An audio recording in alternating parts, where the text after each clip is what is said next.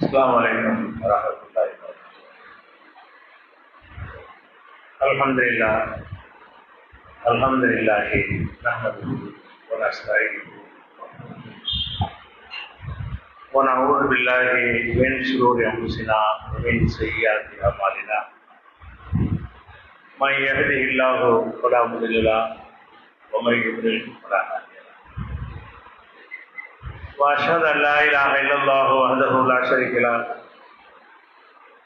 وأشهد أن محمدا عبده ورسوله أما بعد. கண்ணியத்திற்குரிய எல்லாம் வல்ல அல்லாஹ் ஜல்ல ஷானஹு தஆலாவின் நல்லடியார்களே, அல்லாஹ்வுடைய பேரருளால் அவன் நமக்கு கடமையாக்கி இருக்கின்ற ஜும்ஆ தொழுகையை நிறைவேற்றுவதற்காக நாம் எல்லாம் இங்கே கொடுத்திருக்கிறோம். இந்த நேரத்தில் அல்லாஹ் நமக்கு வழங்கியிருக்கிற பாக்கியங்களிலே மிகப்பெரிய பாக்கியம் இந்த இஸ்லாம் என்ற மார்க்கம்தான். இந்த மார்க்கத்தை பெற்றிருக்கக்கூடிய நாம் அதை உரிய முறையில் மதித்து நடக்கிறோமா, இந்த மார்க்கத்தினுடைய மகத்துவத்தை புரிந்து நடக்கிறோமா என்பதை நமக்கு நாம ஆய்வு செய்யக்கூடிய நிலையிலே நாம் இருக்கிறோம். இந்த மார்க்கம் நமக்கு வாரிசு முறையிலே கிடைத்திருக்கிறது. நபிமார்கள் பிரச்சாரம் செய்த காலத்திலெல்லாம் அவரவர்கள் கஷ்டப்பட்டு சிரமப்பட்டு தியாகம் செய்து இந்த மார்க்கத்தை ஏற்றார்கள்.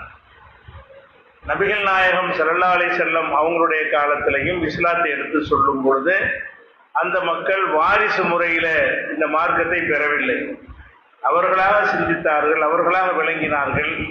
இந்த மார்க்கத்தை ஏற்றுக்கொள்வதுதான் சிறந்தது என்று புரிந்து கொண்டு அதை ஏற்றுக்கொண்ட காரணத்தினால் அதனால் ஏற்படுகிற எல்லா விதமான கஷ்டங்களையும் துன்பங்களையும் சகித்து கொண்டார்கள். ஏனென்றா இது எப்படிப்பட்ட மார்க்கம் என்று விளங்கிய காரணத்தினால் நம்ம ஏற்கனவே எப்படிப்பட்ட மூட்டிகத்தில் இருந்தோம், எப்படிப்பட்ட மூட நம்பிக்கையில மூழ்கி கிடந்தோம், இன்றைக்கு ஒரு சிறந்த ஒரு கொள்கை அல்லாஹ் தந்திருக்கிறான் என்று விளங்கிய காரணத்தினால்தான் அந்த கொள்கையிலே நீடிப்பதற்காக வேண்டி உயிர் தியாகங்கள் செய்தார்கள், பொருளாதார தியாகங்கள் செய்தார்கள். சொந்த ஊரை விட்டு விரட்டப்படுகிற நிலை வரும் பொழுது கூட எனக்கு இந்த கொள்கை தான் வேண்டுமே தவிர இந்த ஊரு உலகம் சொத்து சுகம் எதுவும் தேவையில்லை என்று அர்ப்பணித்து விட்டு நினைஞ்சாங்க, அந்த கொள்கையில இருந்தார்கள். அது காரணம் விளங்கி அந்த மார்க்கத்தை ஏற்றுக்கொண்ட காரணம்தான். இன்னைக்கு நாம நம்ம பெற்றோர்கள் முஸ்லிமா இல்லாட்டி நாம இந்த மார்க்கத்தை ஏற்றுப்போமா? நம்முடைய பெற்றோர்கள் முஸ்லிமா இருந்தார்கள், அவங்க இஸ்லாம்ங்கிற வழியில நம்ம வளர்த்தார்கள் என்ற காரணத்திற்காகத்தான் இந்த இஸ்லாத்தில் இருக்கிறோமே தவிர பலவிதமான கொள்கைகள்லாம் ஆய்வு செய்து சிந்தித்து பார்த்து இதுதான் சரியானது என்று தேர்வு செஞ்சு நம்ம ஏற்றுக்கொள்ளணும். தேர்வு செய்து ஏற்றுக்கொள்ளாத காரணத்தினால் இதுல பிடிப்பு குறைவாக இருக்கிறது.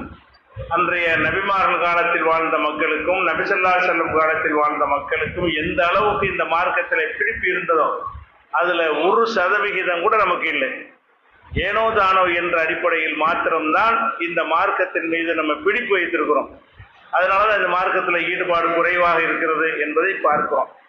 அப்ப இந்த மார்க்கத்தில் நம்ம பிடிப்பாக இருக்கிறோம் என்பதற்கு என்ன அளவுகோல் என்று சொன்னால், இந்த உலகத்தில் நமக்கு பலவிதமான ஆசாபாசங்கள் மூலமாக நம்ம வழிகெடுப்பதற்கு ஷைத்தான் முயற்சிக்கிறான். அப்படி முயற்சிக்கிற நேரத்தில் அந்த ஷைத்தானை வென்றெடுத்து விட்டு நமக்கு மறுமைதான் முக்கியம் என்று எப்ப நம்ம வருகிறோமோ அப்பதான் நம்ம கொள்கைக்காக இருக்கிறோம், நம்ம அந்த கொள்கையை ஆழமா ஏற்றுக்கிறோம் என்று புரிந்து கொள்ள முடியும். இதற்கு சான்றாக நம்ம சொல்வதாக இருந்தால், மூசா நபி காலத்தில் நடந்த சில சம்பவங்களை அல்லாஹ் நமக்கு ஒரு முன்மாதிரியாக எடுத்து காட்டுகிறான். அது என்ன சம்பவம் என்று சொன்னால், அவங்க ஃபிரௌன்ட்ட போய் இந்த மார்க்கத்தை சொல்றாங்க, இஸ்லாம் தான் சரியான மார்க்கம் என்று சொல்லுகிறாங்க. அவர்கள் தங்களை இறை தூதர் என்று காட்டுவதற்காக சில அற்புதங்களை அல்லாஹ் வழங்கி அதை கொண்டு என்ன செய்யறாங்க, நான் இறை தூதர் தான் என்பதற்கு சான்றுகளை வைக்கிறார்கள். அந்த சான்றுகளை கண்டு திகைத்து போன ஃபிரௌன் என்ன செய்கிறான் என்று சொன்னால், நீ செய்கிற அற்புதத்தை எல்லாம் மிஞ்சக்கூடிய அற்புதம் எங்களுக்கு செய்ய முடியும், எங்களிடத்திலே மந்திரவாதிகள் இருக்கிறார்கள், சூனியக்காரர்கள் இருக்கிறார்கள், அவர்களை வைத்து நான் இதை முறியடித்து காட்டுகிறேன், பந்தயத்துக்கு வர்றியா என்று, போட்டிக்கு வருகிறாயா என்று மூசா நபியிடத்தை அவன் கேட்கிறான். மூசா நபி அவர்களும் சரி என்று அந்த போட்டிக்கு ஒத்துக்கொள்கிறார்கள். நாள் குறிக்கப்பட்டது, நேரம் குறிக்கப்பட்டது. அந்த மந்திரவாதிகள் எல்லாம் ஒரு இடத்துல திரட்டப்படுகிறார்கள், ஊர் மக்கள் எல்லாம் திரட்டப்படுகிறார்கள். ஒரு பக்கம் மூசா நபி, இன்னொரு பக்கம் மந்திரவாதிகள், பார்வையாளர்களாக ஊர் மக்கள், அந்த நாட்டு மக்கள் எல்லாம் குழுமி இருக்கிறார்கள். அப்ப மூசா நபியுடைய அந்த எதிரிகளாக வந்த மந்திரவாதிகள் கேட்கிறாங்க, வித்தையை நீ ஆரம்பிக்கிற, நாங்க ஆரம்பிக்கட்டுமா? மூசா நபி சொல்றாங்க, நீங்கள் ஆரம்பிங்க. அவர்கள் தங்கள் கையில வைத்திருந்த கைத்தறிகளையும் கயிறுகளையும் தூக்கி கீழே போடுகிறார்கள். அது பாம்பை போன்று ஒரு தோற்றமளிக்கும், பாம்பாக மாறவில்லை, பாம்புகளை போன்று தோற்றமளிக்கும் வகையில் அந்த வித்தையை செய்து காட்டுகிறார்கள். மூசா நபிக்கு அதுல பயம் வந்துருது, ஒரு நெசமா தான் பாம்பா மாத்திட்டாங்களா என்கிற அளவுக்கு மூசா, மூசாவுடைய உள்ளத்திலே ஒரு பெரும் அச்சத்தை அவர் உணர்ந்தார். அவருக்கு பயம் ஏற்பட்டு விட்டது. அப்ப அல்லாஹ் என்ன செய்யறாங்க, நாம சொல்லலாம் தகம், மூசாவை நீ பயப்படாத, இன்னக்கு அந்த ஆளா, நீ தான் ஜெயிக்க போகிறாய், நீ தான் ஜெயிக்க போகிறாய் என்று அல்லாஹ்விலிருந்து வஹி வந்த உடனே அவர் தனது கைத்தறியை கீழே போடுகிறார். அது சீறுகின்ற பெரும் பாம்பாக மாறி அவர்கள் செய்து வைத்த வித்தை எல்லாம் விழுங்கிவிட்டது. இது ஒரு சம்பவம். இது நடந்த உடனே அந்த சூனியக்காரர்கள் என்ன செய்யறாங்க, சிந்திக்கிறாங்க. எப்படி சிந்திக்கிறாங்க, நம்ம எத்தனை வருஷமாக இந்த வித்தையை கத்திருக்கிறோம், எத்தனை பேர்ல இந்த வித்தையின் மூலமாக நம்ம பொருள் திரட்டி இருக்கிறோம், நம்ப வச்சிருக்கிறோம். அப்படிப்பட்ட வித்தை செய்வதில் வல்லவர்களாக இருக்கக்கூடிய நம்முடைய வித்தையை இவர் ஒரு கைத்தறியை போட்டு விழுங்கிட்டாரு. அப்ப இவர் மந்திரவாதி இல்லை, இவர் அல்லாஹ்வுடைய தூதர் தான், இது படைத்த இறைவனால் தான் இவர் அதை செய்திருக்க முடியுமே தவிர நம்ம செய்வது போன்ற தந்திர வித்தை கிடையாது இது என்று உடனே அவங்களுக்கு விளங்கிடுச்சு. ஏன்னா பொதுமக்களுக்கு விளங்குவதை விட அவங்களுக்கு நன்றாக விளங்கும். ஏன்னா இந்த வித்தையில ஊறி போனவர்கள் எப்படிலாம் தந்திரம் செஞ்சு ஏமாத்தலாம் என்று அவங்க வித்தையில விற்பனர்களாக இருந்த காரணத்தினால் நாம செஞ்சது வித்தை, இவர் செஞ்சது அற்புதம் என்று விளங்கி கொண்டார்கள். மூசா நபி செஞ்சது நம்ம வித்தையுடைய வகையில் அடங்காது, இது நம்மளால எல்லாம் இவர் செஞ்ச மாதிரி செய்ய முடியாது, இவர் நெஜ பாம்பா மாத்தி காட்டுறாரு. நம்ம பாம்பு போல ஒரு தோற்றம் தரக்கூடிய ஒரு போலி தோற்றத்தை நாம ஏற்படுத்துகிறோம் என்பது மற்றவங்களுக்கு விளங்குவதை விட அந்த மந்திரவாதிகளுக்கு விளங்கி விடுகிறது. விளங்கின உடனே அவங்க என்ன செஞ்சாங்கன்னு கேட்டா, ஆமன்னா பிரபி மூசா ஹாரூன், மூசா நபியும் ஹாரூன், இதெல்லாம் குர்ஆன்ல வரக்கூடிய சம்பவங்கள். ஆமன்னா பிரபி மூசா ஹாரூன், மூசாவும் ஹாரூனும் எந்த இறைவனை எங்களுக்கு சொன்னார்களோ அந்த இறைவனை நாங்கள் ஏற்றுக்கொண்டு விட்டோம் அப்படின்னு பகிரங்கமா டிக்ளேர் பண்றாங்க. பிறவன் இருக்கிறான், ஆட்சி அதிகாரம் இருக்கிறது, அவருடைய கண்காணிப்பு இருக்கிறது. இப்படி அறிவிப்பதனால் என்ன வேண்டாலும் ஏற்படலாம். இப்படி அறிவிக்கிற காரணத்தினால் உயிருக்கு கூட உத்தரவாதம் இல்லாத ஒரு நிலைமை ஏற்படலாம் என்ற நிலையில் கூட அவங்க என்ன செஞ்சாங்க, சத்தியம் தெரிஞ்சு போச்சு, நம்ம செஞ்ச அசத்தியத்தில் இருக்கிறோம், இவர் இறைவன் தான் இவருக்கு தூதர் அனுப்புனான் என்பதை நிரூபிக்கும் விதமாக இந்த அற்புதத்தின் மூலம் அவர் ஜெயித்து காட்டிவிட்டார். இதுக்கு பிறகு நம்ம ஏற்காமல் இருக்கக்கூடாது என்று சொல்லி அவங்க ஏற்றுக்கிற போது இப்படி சொல்றாங்க, ஆமன்னா பிறகு மூசாவும் ஹாரூன், மூசாவும் ஹாரூனும் எந்த இறைவனை சொன்னார்களோ அந்த இறைவனை நாங்களும் ஏற்றுக்கொள்கிறோம் என்று அத்தனை மந்திரவாதிகளும் கொள்கை சஹரத்தும் சாஜிதி, அந்த அத்தனை சூனியக்காரர்களும் சஜிதாவில் விழுந்தார்கள். ஏற்றுக்கொண்டது மாத்திரம் இல்லாம சஜிதாவில் விழுந்து, இறைவா எங்களை மன்னித்து விடு, நாங்கள் மக்களை இந்த சூனியம் என்று சொல்லி ஏமாற்றி கொண்டிருந்தோம், இப்போது நாங்கள் ஏற்றுக்கொண்டு விட்டோம், நீ எங்களை மன்னிக்க வேண்டும் என்பதுதான் எங்களுடைய விருப்பம் என்றும் அந்த நேரத்தில் அந்த சூனியக்காரர்கள் சொல்லுகிறார்கள். பகிரங்கமா சொல்லுகிறார்கள், வெளிப்படையாக டிக்ளேர் பண்ணுகிறார்கள், சபையில் வைத்து அறிவிக்கிறார்கள். உடனே பிறோன் என்ன செய்கிறான் என்றால் தனக்கு பெரிய அவமானம் ஏற்பட்டதாக விளங்குகிறான். ஏன்னு அவன் இதை வைத்து மூசாவை ஒழித்து விடலாம் என்பதற்கு தான் இந்த ஏற்பாட்டை அவன் செய்கிறான். அதுவே தோல்வி அடைந்த பிறகு எந்த ஆயுதத்தை வைத்து மூசா அப்புறம் வீழ்த்துவது, இவங்களை தான் கருவியாக வைத்திருந்தான், இவங்களை ஆயுதமாக வைத்து இவங்களுடைய வித்தைகள் மூலமாக மூசாவுடைய வித்தை ஒண்ணுமே இல்லை என்று ஆக்கிவிட வேண்டும் என்பது அவனுடைய நோக்கமாக இருந்தது. அந்த நோக்கம் சிதைந்து போன உடனே என்ன செய்யறான்னு கேட்டா, ஆமன் லஹு, அது நடக்கும். நான் உங்களுக்கு அனுமதிப்பதற்கு முன்னால் நீங்க அவரை ஈமான் கொண்டுருவீங்களா? என்னுடைய பர்மிஷன் வாங்காம நீங்க மூசாவை நம்பிடுவீங்களா என்று என்ன செய்யறான், அவங்கள்ட்ட கேட்கிறான். இன்னஹுல கபீருக்கும் உள்ளதை அல்லமுக்கு முஸ்ஸிஹ்ர, உங்களுக்கு சூனியத்தை அந்தால் தான் கற்று தந்திருப்பார் போல இருக்குது, அவர் தான் உங்க குருநாதரா இருப்பார் போல இருக்குது என்றும் ஒரு பழியை சுமத்துகிறான். சுமத்தி என்ன செய்யறான்னு கேட்டா, நீங்க அந்த மூசாவின் பக்கம் போன கருத்தை வாபஸ் வாங்கவில்லை என்று சொன்னால் லவ் கத்தியான் ஐதியக்கும் வாரிஜுலகம் என்ன செய்யலாம், உங்களுடைய கைகளையும் கால்களையும் மாறுகை வாங்குவேன். நீங்க இஸ்லாத்திலிருந்து திரும்பவில்லை என்று சொன்னால் உங்களுடைய வலது காலையும் இடது கையையும் அல்லது இடது காலையும் வலது கையையும் மாற்றி கிராஸா வெட்டுவேன்.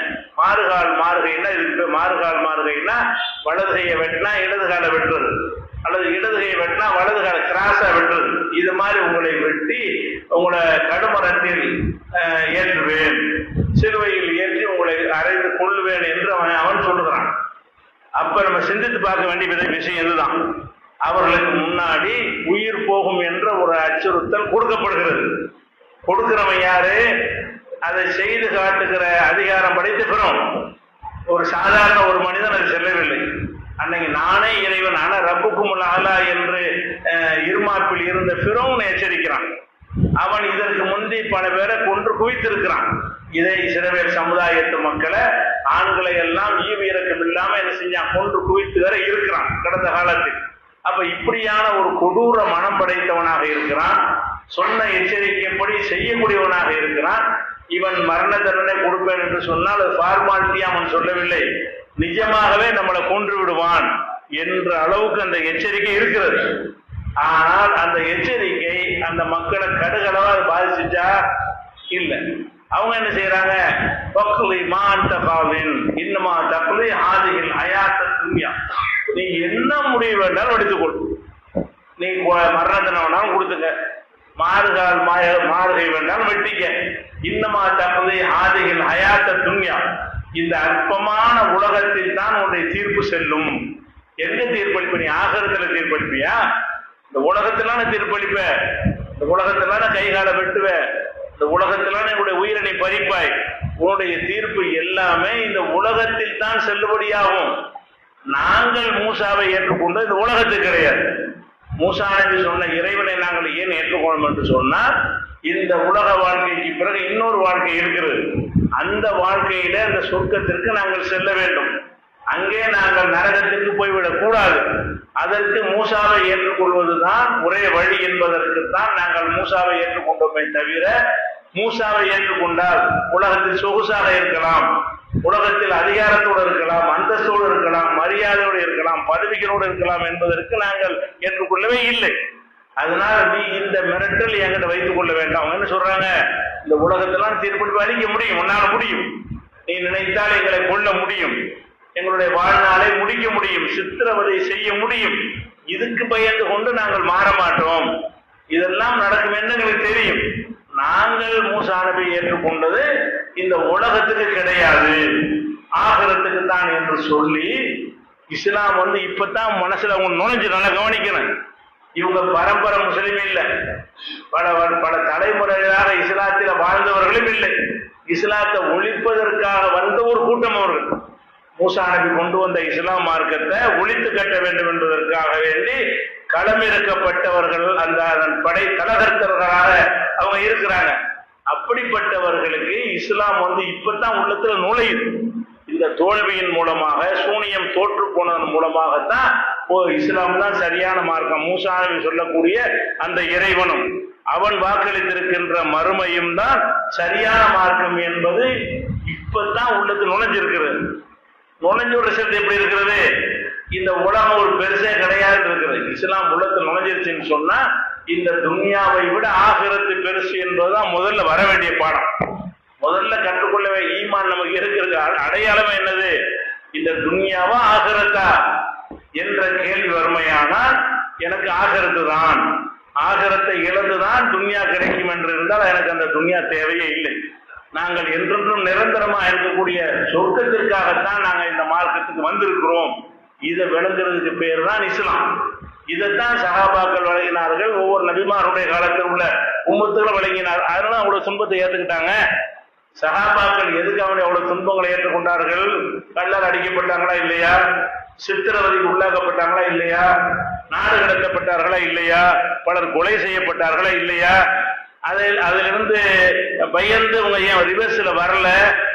அவங்க இஸ்லாத்தை ஏற்றுக்கொண்டது இந்த உலகத்துக்கு இல்லை, நம்முடைய மரணத்துக்கு பிறகு ஒரு வாழ்க்கை இருக்கிறது.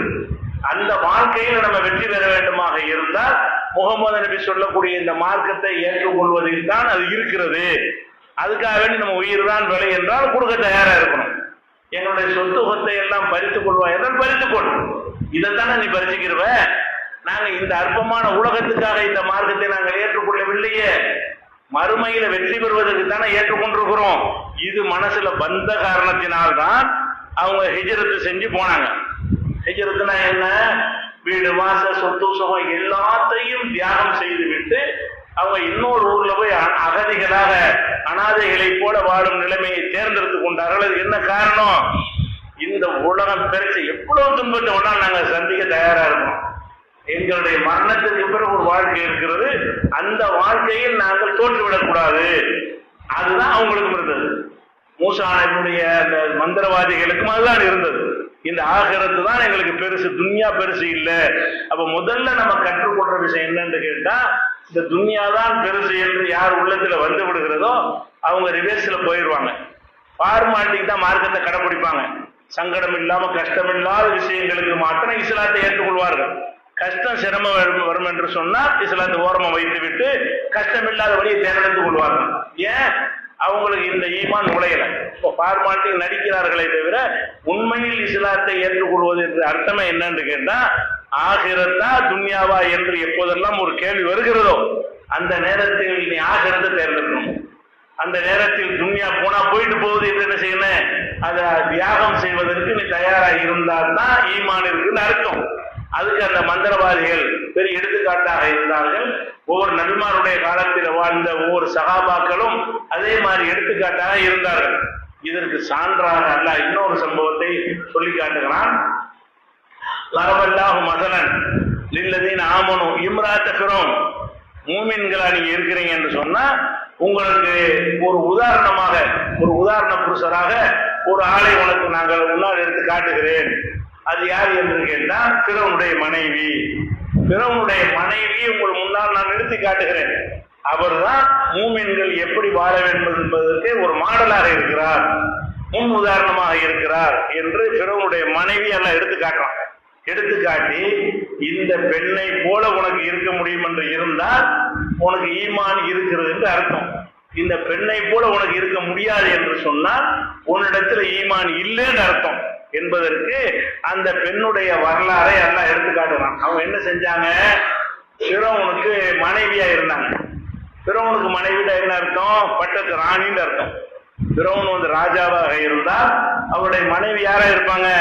பட்டத்து ராணியாக இருப்பார்கள். ஒரு ராணியாக இருந்தால் அவங்க என்ன மாதிரி வாழ்க்கை வாழ்வாங்க? அந்த நாட்டில் அவங்க வச்சதான் சட்டம்.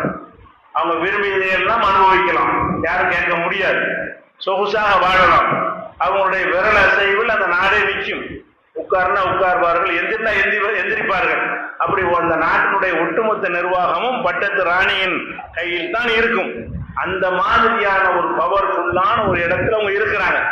இருந்தாலும் மூசா நபியுடைய இந்த பிரச்சாரத்தையும் கேட்கிறாங்க, ஃபிரௌனுடைய பிரச்சாரத்தையும் கேட்கிறார்கள். அவங்க நாட்டில் உள்ள மக்களுடைய நம்பிக்கையும் பார்க்கிறார்கள். எடை போட்டு பார்க்கும் பொழுது மூசா நபி சொல்லக்கூடியதான் சரியா தெரியுது அவங்களுக்கு. அவங்க ராணியா இருந்தாலும் மூசா நபி மறுமைன்னு ஒண்ணு சொல்லுகிறாரு, மரணத்திற்கு பிறகு ஒரு வாழ்க்கை இருக்குன்னு சொல்லுகிறாரு, அந்த வாழ்க்கையில ஜெயிப்பதுதான் லட்சியம் என்று சொல்லுகிறாரு. நாம இந்த ராணியா இருந்து நம்ம என்னத்தை நம்ம அனுபவித்தாலும் மௌத்துக்கு பிறகு என்ன, மரணத்துக்கு பிறகு நிலைமை என்ன, அது என்று நிரந்தரமான வாழ்க்கை ஆயிடுச்சு. அதுல போய் நரகத்துல கிடந்தோம் என்று சொன்னால் நம்முடைய லைஃபை வீணா போயிருமே அப்படிங்கிற மாதிரி சிந்தித்து பார்த்து என்ன செய்யறாங்கன்னா மூசா நபி ஏத்துக்கிறாங்க. அவங்க எந்த நிலையில ஏத்துக்கிறாங்க? ஃபிரௌனுக்கு மனைவியா இருக்கும் நிலையில் ஏற்றுக்கொள்கிறார்கள். ஃபிரௌனுக்கு மனைவியா இருக்கும் நிலையில் ஏற்றுக்கொண்டால் என்ன ரிசல்ட் ஏற்படும்? ரெண்டு விஷயங்கள் ஏற்படும். ஒண்ணு, இருக்கிற இன்பங்களை எல்லாம் இழக்க வேண்டி வரும். இல்லாத துன்பங்களை எல்லாம் சுமக்க வேண்டி வரும். பிறவுனா சும்மா விட்டுருவானா? அரண்மனை வாசத்தை விட்டு விரட்டி அடிப்பான், சித்திரவதை பண்ணுவான், அடிப்பான், உதப்பான், என்னென்ன துன்பங்கள் அவனுக்கு செய்ய முடியுமோ அதெல்லாம் செய்வான்.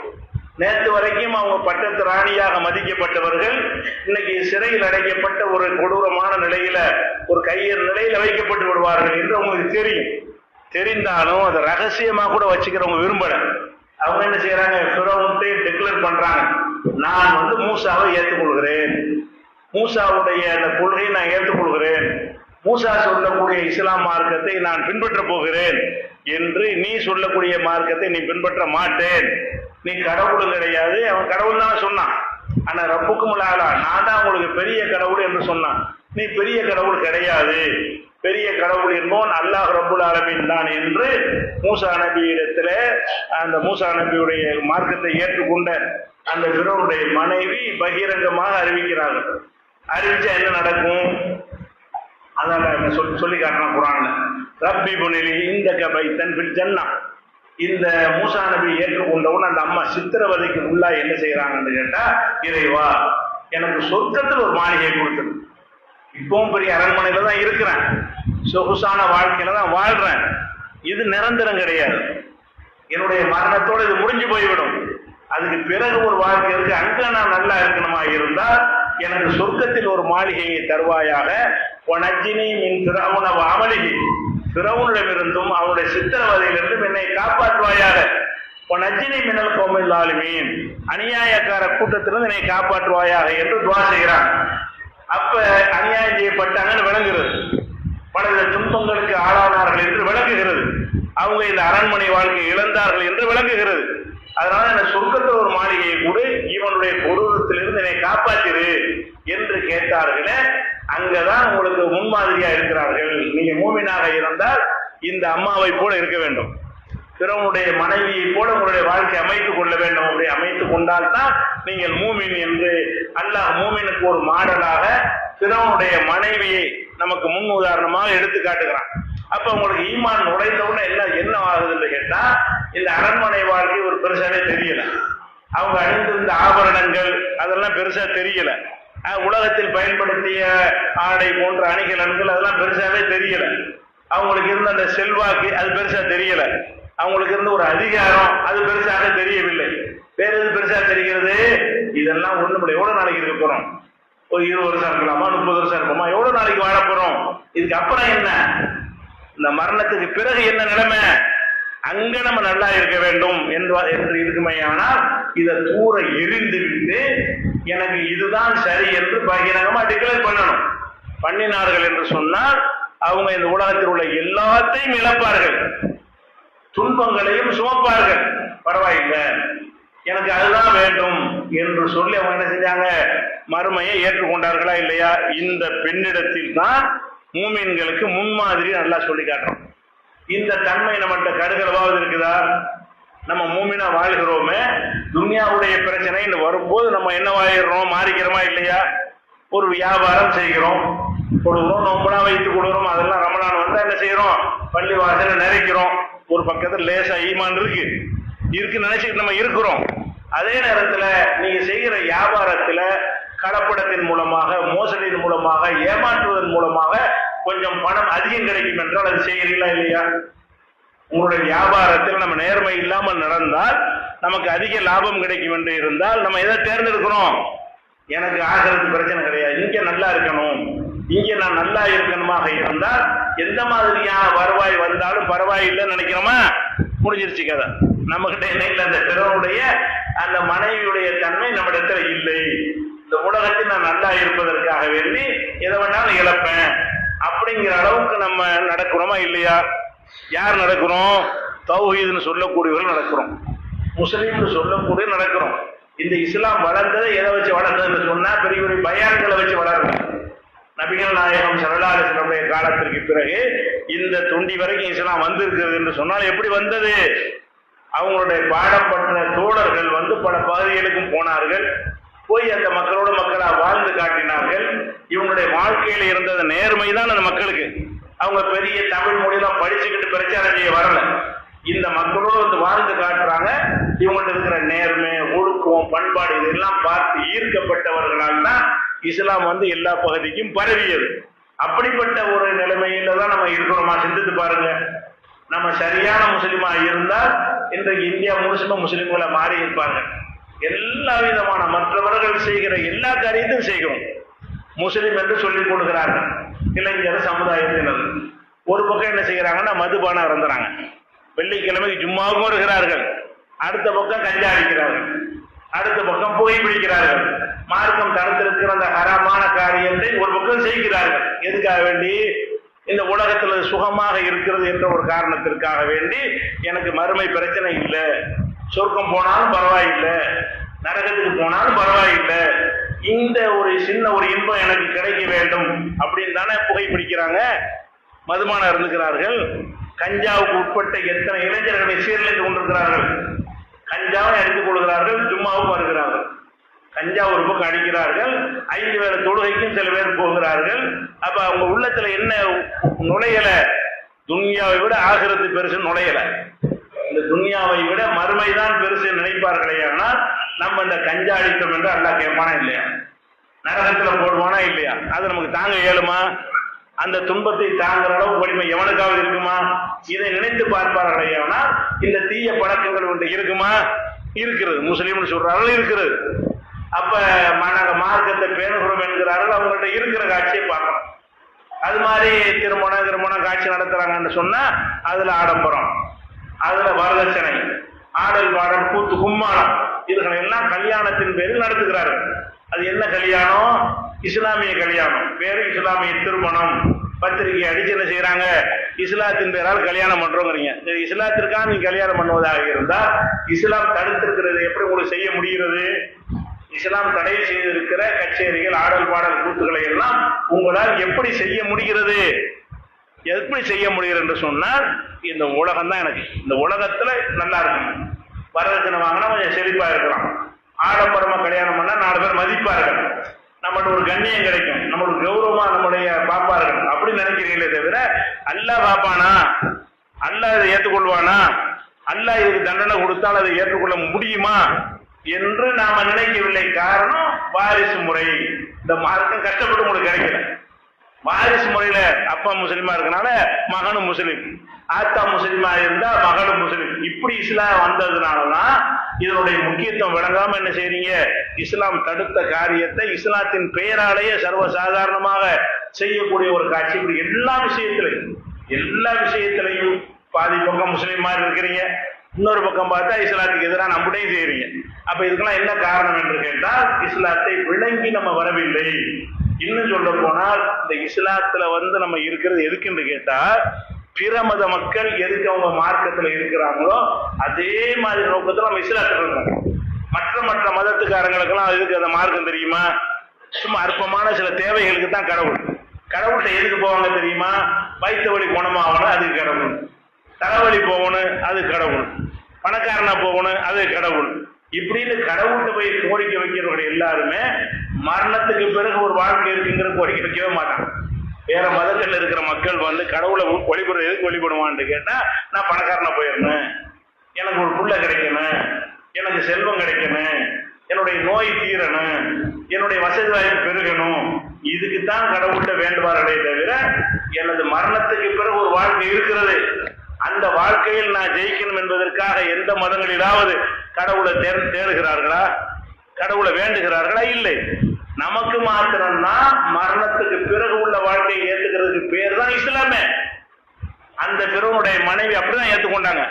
இந்த உலகத்துல என்ன வேணாலும் செஞ்சிருப்போம், ஆகிரத்தை விட மாட்டேன்.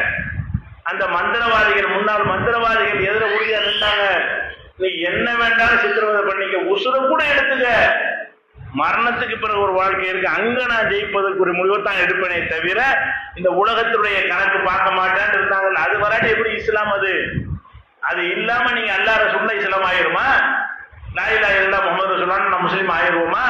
முதல் விஷயமே என்னவா இருக்கணும்னு கேட்டா, அல்லாஹ்வை நம்ம ஏற்றுக்கொள்வதாக இருந்தாலும் சரி, முகமது நபியை ஏற்றுக்கொள்வதாக இருந்தாலும் சரி, இந்த மரணத்திற்கு பிறகு ஒரு வாழ்க்கை இருக்கிறது, அந்த வாழ்க்கையை ஜெயிக்க வேண்டும், அதுக்கு தோல்வி அடையக்கூடிய எந்த காரியத்தை நான் செய்ய மாட்டேன் இந்த காரியம் என்னுடைய மறுமையை பாழாக்கும் என்றால் நான் செய்ய மாட்டேன். இந்த காரியத்தினால் எனக்கு மறுமையில் நஷ்டம் என்றால் நான் செய்ய மாட்டேன். அது எவ்வளவு பெரிய சாதகமான லாபகரமான விஷயமா இருந்தாலும் நான் நாட மாட்டேன். அப்படிங்கிற ஒரு நிலைக்கு வந்தால் மாத்திரம்தான் நம்ம நிஜமான மூமினா இருக்கிறோம் அர்த்தம். பிறவனுடைய மனைவியை போல இருக்கிறோம் அர்த்தம். நபித்தோழர்களை போன்ற ஈமான் நம்ம உள்ளத்தில் இருக்குன்னு அர்த்தம். அப்ப இதுல நம்ம கோட்டை விட்டு கொண்டிருக்கிறோம். இந்த உலகத்தினுடைய ஆசாபாசங்கள் வரும் பொழுதெல்லாம் மார்க்கத்தை ஓரமாக வைத்துக் கொண்டு ஏதோ தொழணும் அதை நிப்பாட்டிட்டு போங்கப்பா, அதை தாண்டி எங்கள்கிட்ட வராதியே, எங்க கல்யாணத்தை எங்க விருப்பம் போல நடத்துவோம், எங்க கருமாதியை எங்க விருப்பம் போல நடத்துவோம், எங்க வீட்டு சுண்ணத்து கல்யாணத்தை எங்க விருப்பம் போல நடத்துவோம், அதுல எல்லாம் தலையிடாதீங்க, ஏதோ பள்ளியாருக்கு வந்தீங்களா போனீங்களா அப்படிங்கிற அளவு நம்ம இஸ்லாத்தை வைத்துக் கொண்டிருக்கோம். இது அல்லாஹ்விடத்துல ஜெயிக்க முடியாது. அப்ப அடிப்படையான விஷயம் என்ன என்று கேட்டால், இஸ்லாத்தில் நாம இருப்பது மறுமை, இலக்கு மறுமையை தான் இருக்கணும்.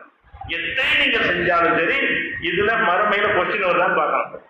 எந்த கல்யாணம் பண்ணுங்க, வியாபாரம் பண்ணுங்க, என்ன வேணாலும் பண்ணுங்க, நாம செய்கிற இந்த காரியத்திற்கு மறுமையில் கேள்வி உண்டா? கேள்வி உண்டா விட்டுறது, அதை நினைச்சு கூட பார்க்காத. இப்படியான ஒரு நிலையில் நம்ம வாழ்க்கை என்ன செய்யணும், அமைத்துக் கொள்ள வேண்டும். அப்படிப்பட்ட நன்மக்களாக அல்லாஹ் ரப்பல் ஆலமீன் உங்களையும் எங்களையும் ஆக்கி அருள்வானாக. அஸ்ஸலாமு அலைக்கும்.